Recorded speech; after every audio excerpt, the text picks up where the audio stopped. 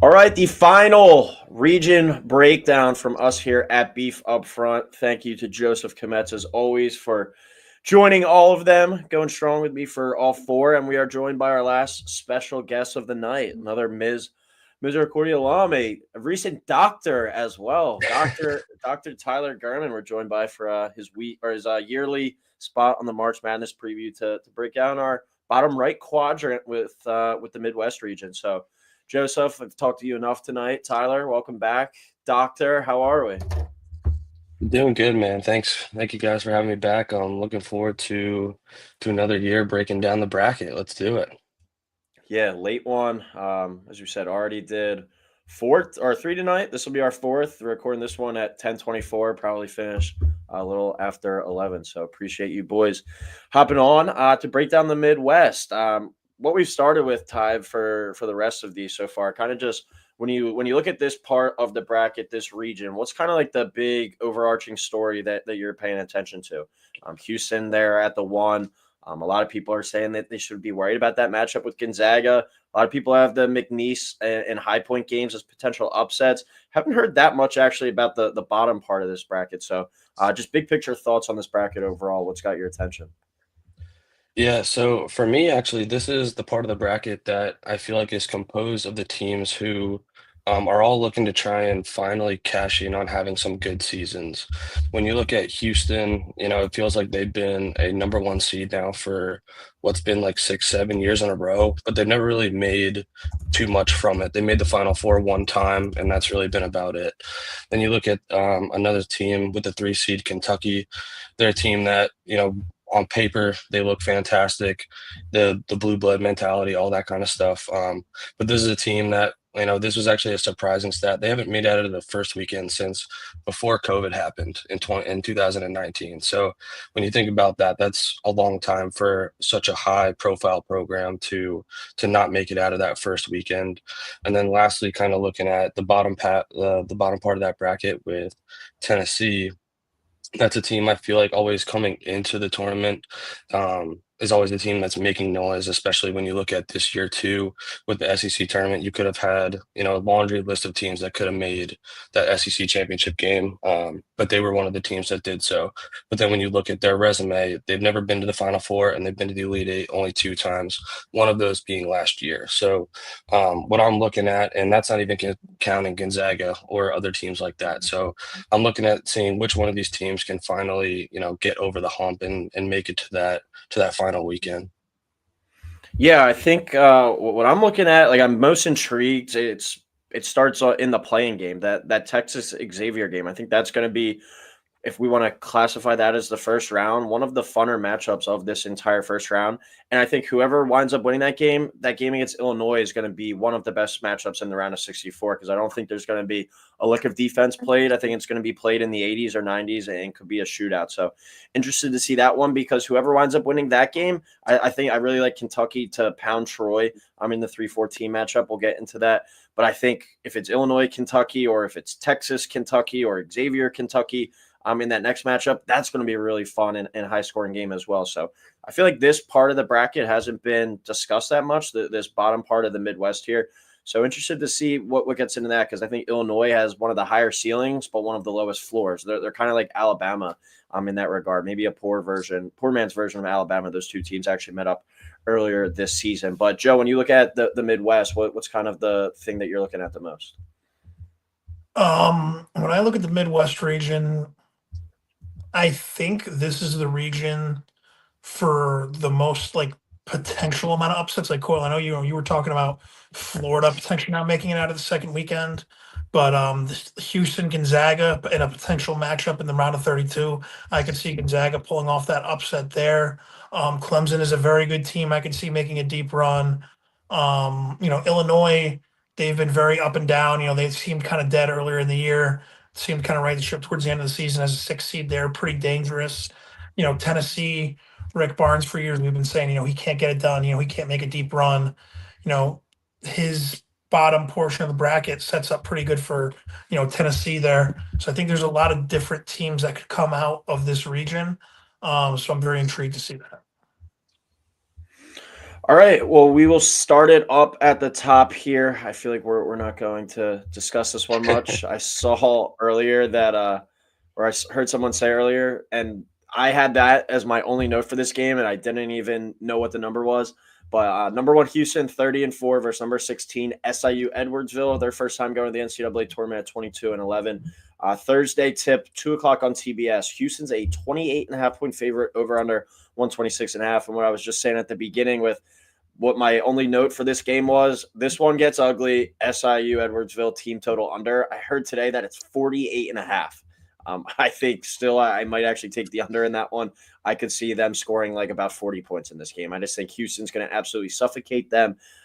This isn't your low major basketball anymore. It's going to be a rude awakening, I think, for SIU Edwardsville. I think like when you play a team like Alabama, you're like, okay, they're probably going to outscore us or they're going to out athlete us, but at least we're going to be able to get up and down because they don't really play much defense. Houston's going to lock you up and want to punk you from the second you get off the bus. So that's kind of my only real take on this game. Ty, you have anything you want to add to that? Yeah, so actually yesterday I was sitting with two of my friends at the bar as we were watching this all come down. And when I saw Houston and when I saw SIU Edwardsville, I said to both of them, I said, I don't know what the spread is. It hasn't come out yet, but I'm going to blindly take it. And that's about it. Pretty much to all the points you said, this Houston team can suffocate you quickly. This is a team with SIU Edwardsville. They just don't match up at all. And so that 28.5, that's an easy number to cover. I'm taking Houston. Joe? Houston. That's it? Houston is next. All right. We go to the 8-9. Another one where it's like I feel like I've only seen people take Gonzaga. I know one person taking Georgia, so interested to hear if you guys think Georgia has a shot in this one. But you got number 8 Gonzaga at 25-8 out of the West Coast Conference versus number 9 Georgia 20-12. Thursday tip 4:35 on TBS. I'm fascinated by this game. I think it's going to be a fun one. Gonzaga -6.5, over under sitting at 151.5 here. Gonzaga looking for their 10th consecutive Sweet 16 this year. Pretty eye-popping number there.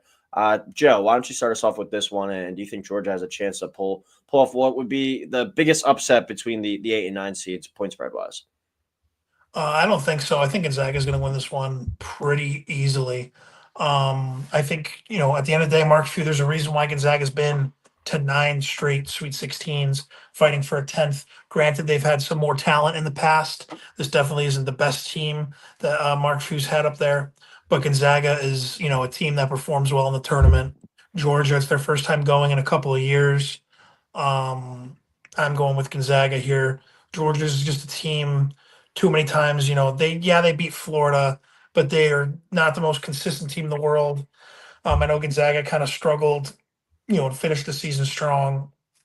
But I'm going with Gonzaga here at the end of the day. I'm not overthinking it. Just go with Gonzaga. They're the team that's built, for March. Gonzaga, 9th at Ken Palm, but an 8 seed. Pretty wild numbers there. Gonzaga is always loved by the analytics. So is Houston. So that would be kind of fascinating if they wind up meeting up.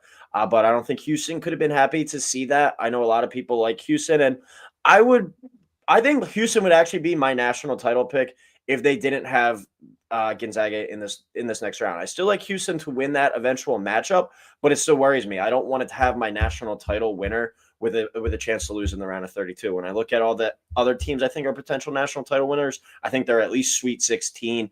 It is kind of their floor. I do think Gonzaga, if they play the right game, that they can knock off Houston. So think this is a track meet though when just getting back to the round 1 matchup with Georgia. Georgia too inconsistent for me. Lost 4 in a row towards the end of the season. Then they won 4 in a row. Then they dropped the first game in the SEC tournament.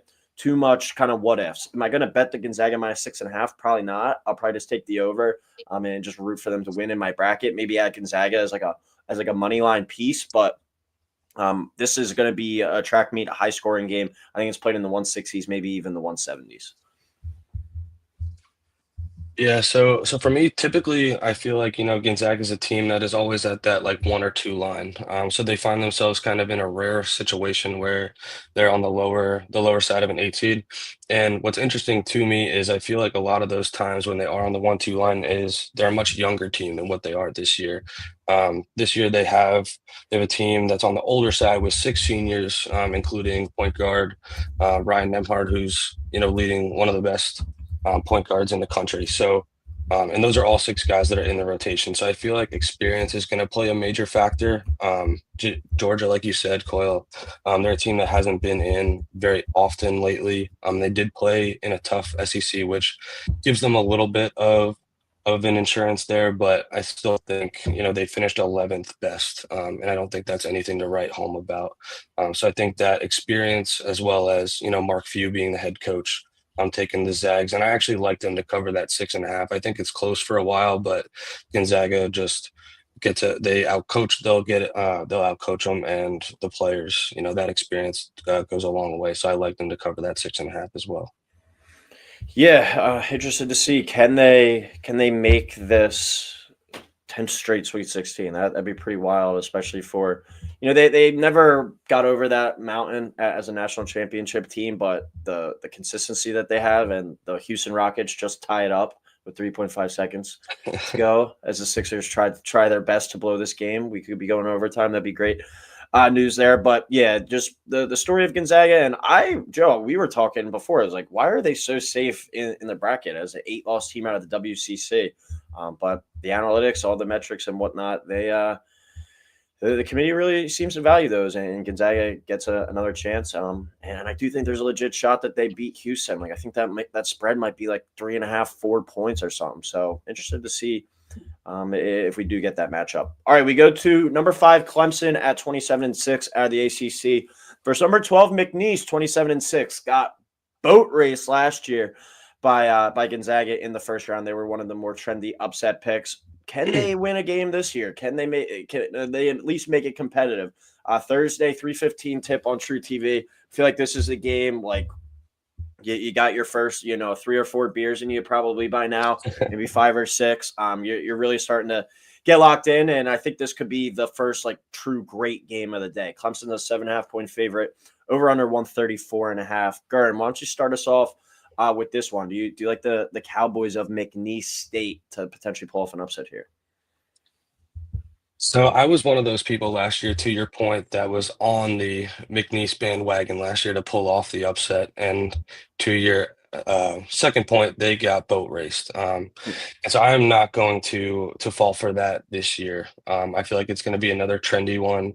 But I look at this size of Shefflin and company with Clemson, and I think they're just going to end up being too big, too strong.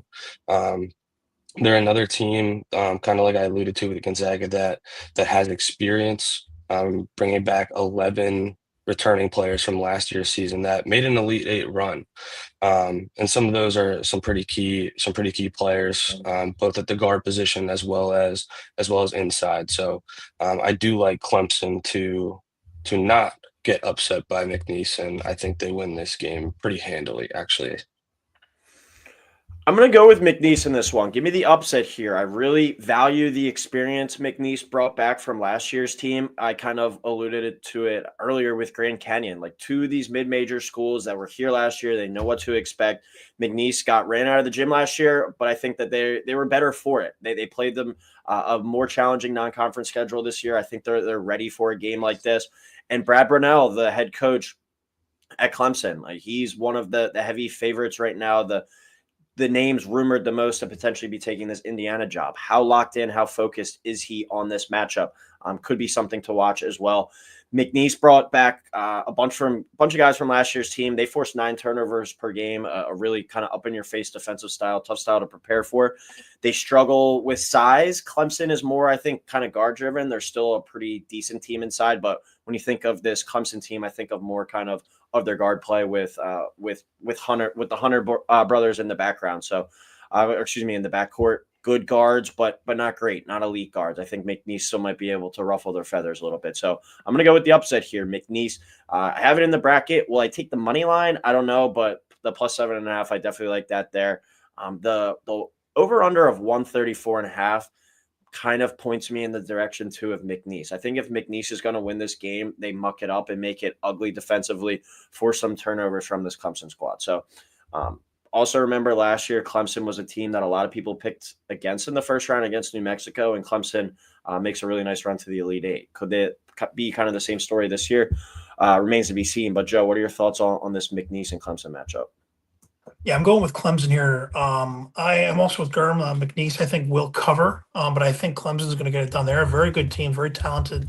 They did beat Duke. Granted, it was at home, but still, that's not many other teams have beaten Duke this year. So that's a very, very good win for Clemson.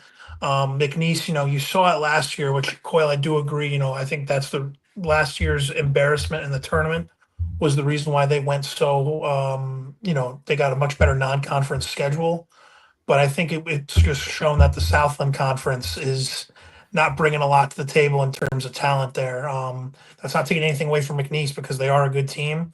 But I think, they're going to have a little bit of trouble adjusting to Clemson. They're a very good team, like I said. One bet I would say, though, maybe McNeese first half money line. I could see them kind of coming out with some juice, firing early. Maybe they're a team Coyle. I was talking about it earlier, like race to 5 or 10. Maybe you take them like a race to 5 or a race to 10 to start out. With that being said, I think Clemson talent-wise will just overwhelm McNeese late, and they will move on to the round of 32. But if McNeese wins, that kid, the student manager that walks around with the boombox, will be a March legend for life. I mean, he will be the man up in Providence. Yeah, that would be a funny story. I saw he already inked 3 NIL deals, and some people are like, all right, the student manager shouldn't be making this about himself. Like, F that. He's probably getting thousands of dollars. I'm not going to say hundreds, but probably tens of thousands of dollars of money that he wouldn't see before for literally just, kind of being himself. So I think that's a cool story and definitely going to be, regardless if they win or lose, that's going to be on one shining moment, him walking around with the boombox down the tunnel or something like that. All right, we go to the 4-13 matchup. These are with McNeese and Clemson and with Purdue High Point. This is the 12-13s I feel like that I've seen in any of the quadrants, both the 12 and 13 winning. I feel like a square having High Point and McNeese was saying that, but I really like this High Point team. But number 4, Purdue at 22-11 versus number 13, High Point, 29-5. Thursday, 12:40 tip on True TV. Purdue minus 8.5, over under sitting at 153.5. I think it was 2 years ago on the first Thursday. This is really bad if this is accurate, but this was the Virginia versus Furman game. This kind of reminds me of that spot. Like, I think it's going to be one of these trendy upset picks, another purple team against another team that won the national championship, also was a 16 seed or lost to a 16 seed as a 1 seed. A lot of parallels in this one. But I think this is my favorite upset pick of the first round with High Point here. Purdue has been really struggling on the defensive end over the second half of the season. They gave up 75 or more points in 7 of their last 12 games. So basically just kind of playing some Olay defense, playing like Tyler Gurman out there pretty much. They only won 7-5 down the stretch, so not exactly playing their best ball. High Point, 7th in the country in field goal percentage per game. That's 3rd best in the entire tournament. A highly efficient offense for a porous defense gives me belief for not only to cover the plus 7.5, plus 8.5, whatever you get the number at, but for an outright upset. This is going to be an official money line play for me. I think they're at like plus 330, plus 345, depending on what book you're looking at right now. But I'm going to be taking High Point money line in this one, and obviously to advance in my bracket as well. Gurm, what are your thoughts on this matchup? Yeah, so when I was watching the bracket come out last night, I feel like, if you watch enough college basketball, there are certain games that, when you see them come out, you just get like that gut feeling of, you see it pop up and there's like, you could be like, that's an upset game. And I feel like this is one of those games for me. I've been on this show a couple years in a row now, and I've said multiple times that the Big Ten, for whatever reason this may be, outside of Michigan State, they're just up and down when it comes to their performances in March Madness. And Purdue is one of those teams. Lately, in the last couple games down the stretch here, they haven't been in great form. They've lost 6 of their last 9. And on the flip side with High Point, I watched every game in that conference tournament. because it was so early on in this process, and they shot it well and they shot it with confidence, which are two things that I feel like as you come into this as a lower seed, you need to have in order to pull off an upset such as this. And then when I was kind of looking over the rosters and stuff like that, they have the size inside to be able to match up with Purdue and be able to, battle on the glass, and get some good offensive boards, block shots, stuff like that. So I do like High Point in this game against Purdue. Yeah, I think when you look at these teams in terms of these matchups, like are they able to pull off the upset? A lot of the time it's like, all right, are they going to be like scared athletically? Are they just going to be out physical, out dominated just by just pure genetics? Like it kind of comes down to Yeah. that for me. Some of the times when you think of Purdue basketball, you don't think of, screaming athleticism, high flyers or anything like that. Like that's one of the reasons why I like Mizzou over Drake. I just think they're going to be outclassed just physically and athletically in that one. Another reason why I think kind of High Point not only sticks around, but has a great chance to win this game, just because they match up, I think, physically decent enough to at least make it a game where skill set wise they're pretty even. So, Kmetz, I see that you're on the Boilermakers in this one. Talk us out of High Point here. So I'm on the Boilermakers. First thing I'll preface with saying I did it last year. I'm going to do it again this year. In terms of betting, I will be betting every 12-13 money line and their spread. Did it last year, went up money. I saw it's been, like I saw it on Twitter last year, which is why I did it. It's been very profitable. I'm going to do it again this year. So even though I'm going to bet, I think Brace said to me yesterday, if you did it 13 out of the past 15 tournaments, obviously you have to lock in 16 bets there with the 8 spread and 8 money line, but 13 out of the past 15 years, you've made a profit. Yeah, because I know I made a profit last year because like Yale money line was like plus 530 last year or something like that. You just need one of those guys to hit, and obviously if that hits, the spread hits it hand in hand. And but for the bracket, I'm going to pick Purdue mainly because when I saw this, I already had 2 13 seeds winning by the time I got here, so I didn't want to have 3 13 seeds because I already have Yale and I have Akron up in the East region. But I'm going with Purdue here because I'm going to kind of play devil's advocate to everything you guys said because as much as I want to take High Point, I could totally see them being the McNeese of this year's tournament where like they look great on paper. They look awesome in the Big South. They played great all season long. 29-5. Oh my gosh, this team is way better than your average 13 seed. And then Purdue just shows them this is why we're a Power 5 team. Previous, national runner up the year before, and you're not. That being said, Purdue's history with losing to double-digit seeds is something to be concerned with. But I'm for the sake of, I didn't want to have 13 seeds advancing in my bracket. I'm going Purdue. Quinn fucking Grimes is maybe the best player in the NBA. He has 46 points right now. I know he's got like the green light whenever. Joe, you might even know that Quentin Grimes on the Sixers. I don't know who half the guys on the Sixers playing are right now just because they keep picking up free agents. But he's got 46 points, 8 threes, and 13 rebounds. Like that's just not normal. I don't care if you go out there and shoot it every possession. That's not. That is crazy. But I guess it's a good time to talk about Quentin Grimes because we're in the Midwest region with Houston. All right, I want to dive a little bit deeper into this matchup. Number 11, Texas versus number 11, Xavier in the playing game. Gurm, what are your thoughts on that one? Because I think, as I was saying at the beginning, I think either of these teams could upset Illinois, but I just at least expect it to be entertaining. And I feel like when we get to the first 4, we don't always say that. Yeah. So with this game, to me, I feel like overall, I just want to say too, with the first 4, I feel like this is one of like the more exciting years for the first 4 that we have. There's a lot of big names in it. And this is one of those games where you have 2 bigger teams. And for me, I'm taking Xavier over Texas. I feel like a big reason for that is just that inconsistency that Texas has had most of this year. They've had some really good games in a row, but they've also had some bad spurts too, where they've lost some pretty porous games and not shown up. And some of those were even at home as well when they had the advantage of the home floor. So I like Xavier to come out of that game there. And then I also like them to kind of build on that momentum in the round of 64.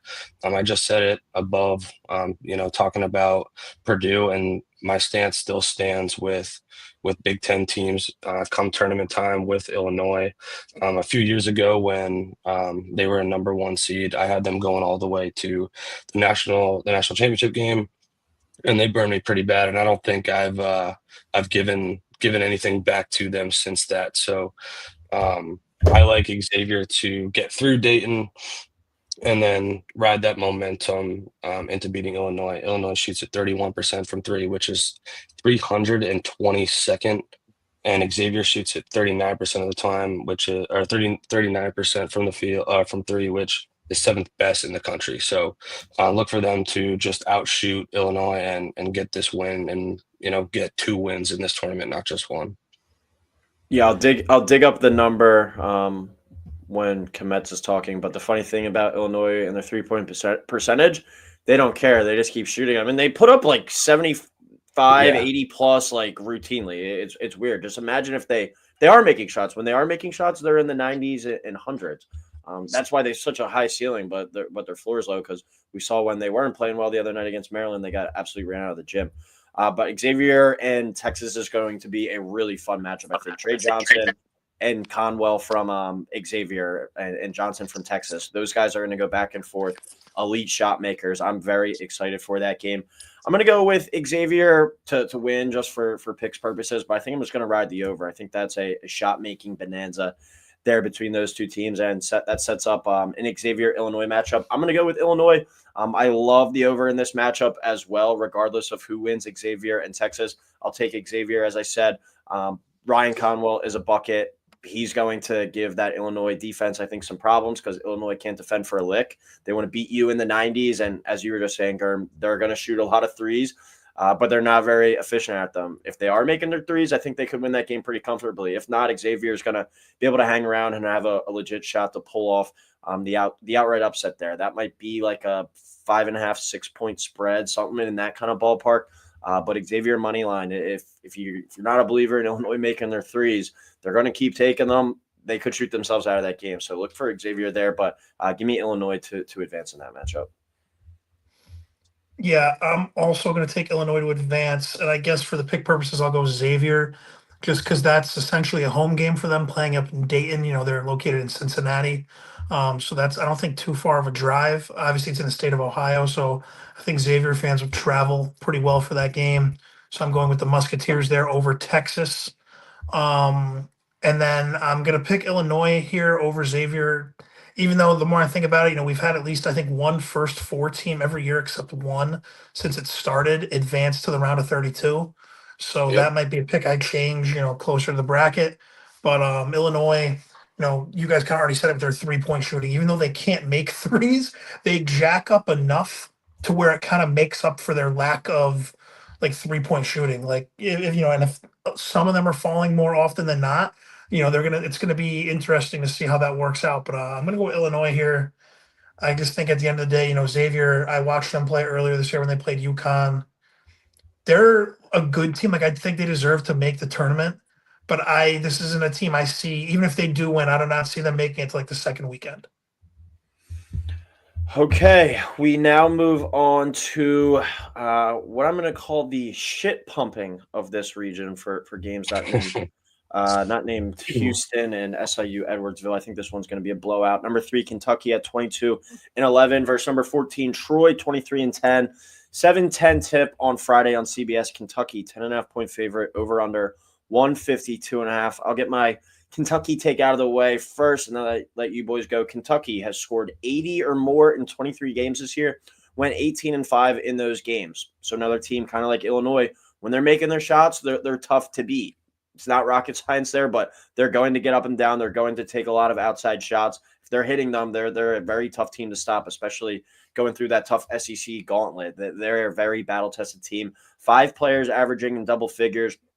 Had 6. Jackson Robinson out for the season. That number is down to 5 now with healthy players. But I think they have a guy in alpha in Otega Owe. 16.2 points per game. He scored 20 or more in 6 of his last 9 games as well. He's been a dominant force down the stretch for Kentucky and a guy that they can give the ball to late and say, go get a bucket. But they also have an array of kind of shooters and other guys that they can rely on as well. So I really like Kentucky to win this one. And I'm not going to be surprised if they're a team that finds themselves in San Antonio in the Final Four, but I also won't be surprised if they don't make it to the second weekend. That's why I'm not really trusting teams like Illinois, teams like Kentucky, teams like Alabama to make it to the Final Four. Their floor is just too low for me. Really high ceiling. If you want to take the risk, kind of go ahead there, but I would only advise to take like one or two of those teams. Kmetz, what are your thoughts on Kentucky, and you think Troy can hang around at all? No, I think Kentucky's gonna, get up early and often. I think they're gonna just it's the like I said, it's the athleticism, it's the offense. When Kentucky's clicking, you were saying it, they're up there with some of the best teams in the country. I think they're gonna beat Troy pretty handily here. Cole, and you said it too. I don't know what it is every year, but like the 3-14s just never are games that I even get remotely excited for. Like I get more intrigued looking at the 2-15s and even the 1s versus 16s. There's nothing about the 3-14 games that excite me. And that's why I'm going with Kentucky here. They're just a better team. I don't think this game's going to be close. This is a game I think I'll take Kentucky to cover as well. Karim? Yeah, I mean, I'm with you guys on this one. Kentucky has one of the best offenses in the country. In overall offense, they rank fourth best. So kind of, going off of what you guys said, they're very efficient. They shoot the ball pretty well. Troy, I do want to give them their credit. They're coming out playing an overall good season in the Sun Belt, but Kentucky is just going to be end up being too much. I think Coyle, you alluded to it. I'll take it away. He's been balling out lately, and I think he kind of continues that hot streak. And as I alluded to early in the show, Kentucky is looking to finally get out of this first weekend, and I think this is the first time in a while that they get through this game. They got the new coach, all that kind of stuff. They can kind of ride some of that momentum a little bit, and push this thing fairly deep into the tournament. Yeah, I'm a little bit worried though, because I believe I came on here last year and kind of sang, and it's a completely different team, new coach, a bunch of new players as well. But I sung a pretty similar tune about this Kentucky team last year. I mean, we saw what happened with Oakland and Jack Golke, but I did shout out Jack Golke early in the week last week, and that tweet kind of went viral at one point during the tournament last year. So maybe I can find a guy on Troy that maybe can kill Kentucky this year too. All right, two matchups left in this region. Number 7 UCLA at 22-10 versus number 10 Utah State out of the Mountain West at 26-7. Thursday night on TNT at 9:25. Bruins come in this one as a 5.5-point favorite. Over under 143.5 here. Kmetz, give me your pitch on who you think's going to win, Utah State or the UCLA Bruins here. So I am going with Utah State here to advance against UCLA. Big thing for me here is, and Mick Cronin has even talked about it all season long, their struggles going east, going to the Eastern time zone, going to the Central time zone. And I think that is going to be a big factor to look at. Even though it's a late game, it's a 9:25 tip-off. In Kentucky, I believe Lexington is Eastern time zone. But even if it's Central time zone, it is still, they're going and they're traveling far. UCLA, it was a team that did not do good away from home. So I think that's something to look at. Obviously, I know it's a neutral floor, but still, Utah State, at the end of the day, they're a group of 5 mid-major type team. If it starts getting close late, you're going to have, all the neutral fans there rooting for Utah State to pull off the upset. So I think the Aggies get it done. Utah State's a very, very good team. I think they get it done in advance to the round of 32 again. Gurm? Yeah, this was probably of the portion of this field the hardest game that for me to take. UCLA, you kind of alluded to it right in the beginning that they've been streaky at times this season, but they improved a good amount down the stretch. They finished 11-3, racking up into the Big Ten tournament. So I'm going to roll with the Bruins here. I'm not overly confident in this pick. I do think that whatever the spread ends up being, I believe right now it's about 5.5. That might move, a point or two. Regardless of that, I do think that Utah State will cover that. But I think the reason for UCLA coming out on top is defense. They rank 7th in steal percentage, which I feel like is something that is something that kind of gets underlooked. Teams that can turn people over in this tournament usually end up doing pretty well. So I do feel like it's going to come down to the wire, a minute, 2 minutes left. It's, 1 2 point, 1 to 2 point game. And then UCLA kind of strangles them out, hit some free throws. And, we're talking about like a 3 point win for UCLA. Yeah, this is one that I could certainly see going either way. I like Utah State to win, but I don't know if I'll take the money line. I'll probably just take the cover there. I think 5.5 is too much in this spot. You were kind of touching on it too, Gurm. I think this is one that might bounce back and forth with numbers, maybe go down to 3.5, maybe go up to 6.5. I could see it kind of going either way. I think a lot of people are going to look to fade the Mountain West due to their lack of tournament success in recent years, but Utah State, the reason why I like them to win this game, very efficient on offense, 17th in the country at KenPom for adjusted offensive efficiency. They're just a really tough cover. They share the ball really well, 17.4 assists per game. That's 14th in the nation. And UCLA has just kind of seemed a little bit of a fraud to me all year. Won 2 games all year against a ranked opponent away from home. They had a road win at Oregon and then on a neutral versus Gonzaga. So 2 good wins there. But they're a team, I think, that's beat up on inferior opponents a lot this year. I know Utah State coming from a mid-major league, but still it's a team that I think translates well to kind of tournament success with the way that they share the ball, the way that they shoot the ball. I think this is a Utah State team that can pull off the upset here. So I'm going to have the 10 seed over the 7 seed in this part of the bracket. All right, final matchup, and then we will break down our Elite 8 teams, and then our team that eventually advances to the Final Four out of the Midwest. Number 2, Tennessee at 27-7 versus number 15, Wofford, 19-15, 6:50 tip on TNT. I believe this is a Thursday game as well. Tennessee, 19.5-point favorite, over under 133.5. Another game that I don't have much on. My piece of advice for this game, and we didn't really see it that much this year, Kmetz.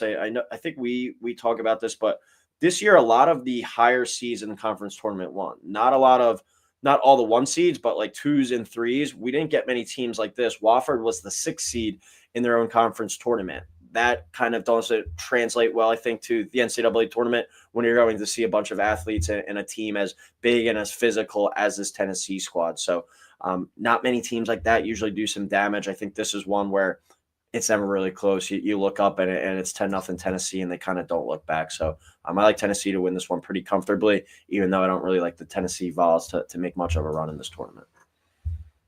Joe, what are your thoughts on this game? Yeah, Coyle, I'll go with Rocky Top. I mean, you said it. I think there's the better team than Wofford. I think Wofford and Mount St. Mary's were tied for like the worst seeds. Mount St. Mary's was also a 6 in the MAAC tournament.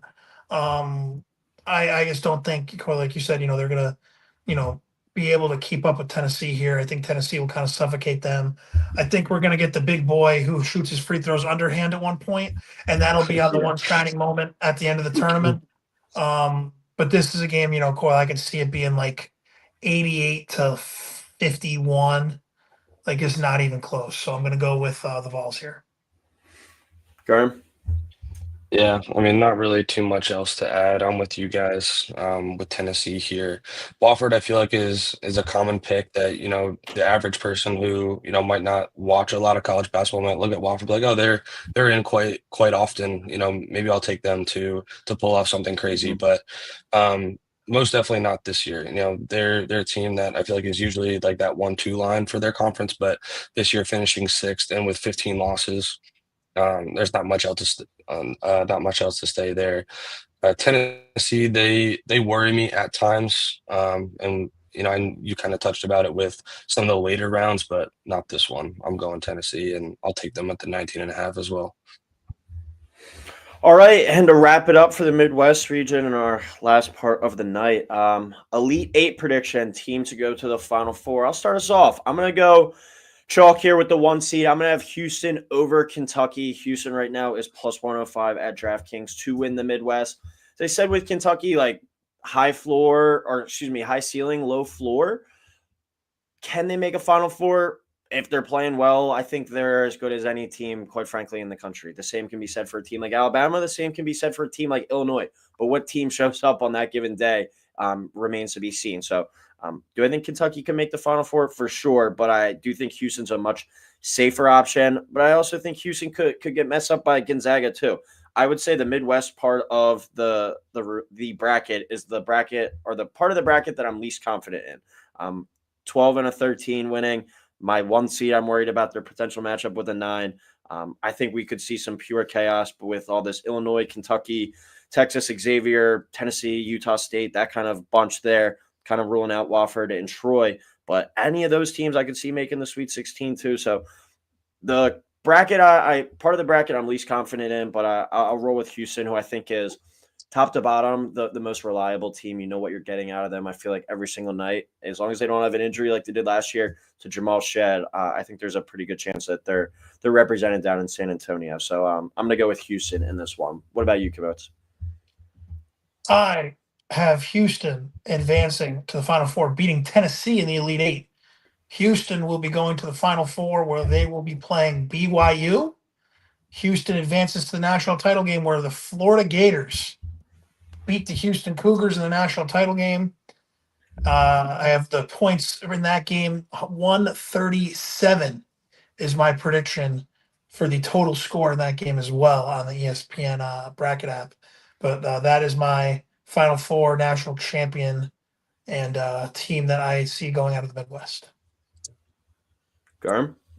So for me, I'm also going to be going with Houston. However, I do want to preface whoever wins, that 1 versus 9 game. Like I said, I have Gonzaga. Whoever wins that game is who I believe is going to get out of this part of the bracket.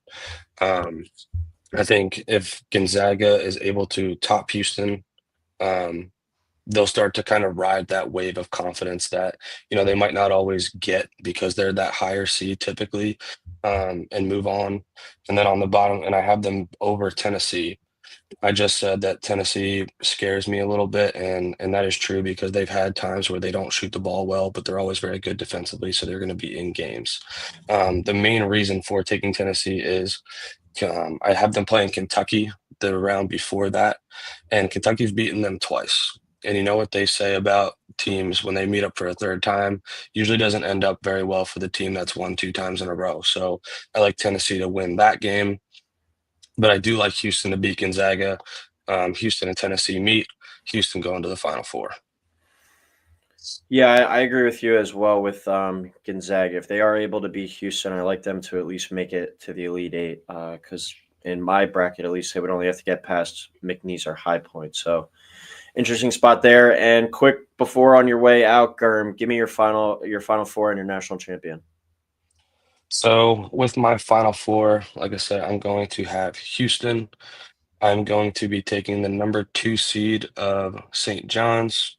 I'm going to be taking the number 2 seed of Michigan State and the number 1 seed with Duke. Meeting into the national championship game, I'm going to take Michigan State and Duke. And as much as it pains me to say, I love Cooper Flagg. He's the real deal. And as long as he's healthy, I think they are by far and away the best team in the country. And I think the Dukies cut down the nets. Does that hurt you to say that?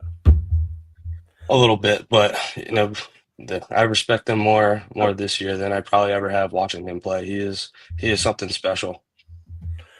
All right, well, that will wrap it up here for tonight, region by region. We hit on the South, we hit on the West, we hit on the East, we hit on the Midwest, and I'll be over the next couple of days doing some videos on some sleeper teams to watch, some sleeper players to watch. So busy next couple days, but it'll all be worth it come Thursday afternoon. Appreciate you fellas for hopping on. Appreciate everyone who tuned in tonight. I think we got over a few thousand views throughout all our streams. So successful night here on the show. Thank you everyone for tuning in. Appreciate you boys for hopping on. Enjoy the madness, and we'll be talking more throughout the week. Yes, sir. Thank you.